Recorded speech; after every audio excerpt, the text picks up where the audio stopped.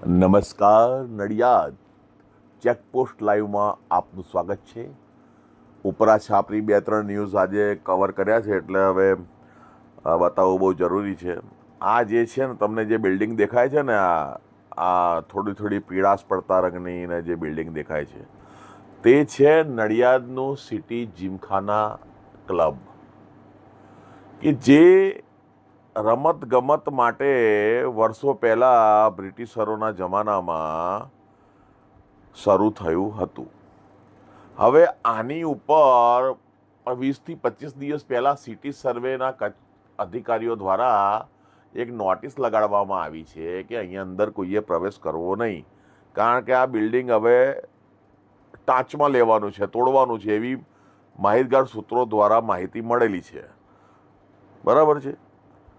તેમ છતાં આ બિલ્ડિંગમાં અવર જવરો ચાલુ છે અને આ બીજું બી એવું જાણવા મળ્યું છે કે આ નડિયાદ શહેરનું પ્રખ્યાત જુગારધામ છે અને અહીંયા આગળ વિવિધ પ્રકારના અલગ અલગ રીતના જુગારની દરેક પ્રકારની વેરાયટી રમાડવામાં આવે છે. ખબર નહીં આ ગાંધારથી શકુનીનું જે ગામ છે ગાંધાર, ત્યાંથી ટ્રેનિંગ લઈને આવ્યા છે કે શું?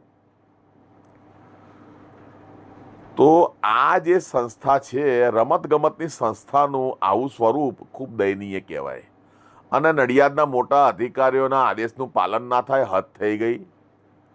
સિટી સર્વેના કચેરીના અધિકારીઓ કંઈક એક્શન લેતા નથી. ખબર નહીં કોના કહેવાથી આ બિલ્ડિંગ એવું ને એવું નોટિસ લગાડી છતાં કશું કામ થતું નથી. એટલે આ બાબતે યોગ્ય કાર્યવાહી થાય તેવી નડિયાદની જનતાની માંગણી છે. અને આ જે બિલ્ડિંગ છે ને એ ગમે ત્યારે પડી શકે એવી પરિસ્થિતિમાં છે. જો સહેજ જમીન ઢીલી પડી એના બિલ્ડિંગ નીચે પડ્યું અને એમાં જો અંદર કોઈ હશે અને જો મૃત્યુ પામે તો એનો જવાબદાર કોણ? કારણ કે આની ઉપર તો નોટિસ લગાડેલી છે કે અંદર પ્રવેશ કરવો નહીં. એ વખતે કયો અધિકારી જવાબ આપશે? જય હિન્દ, જય ભારત.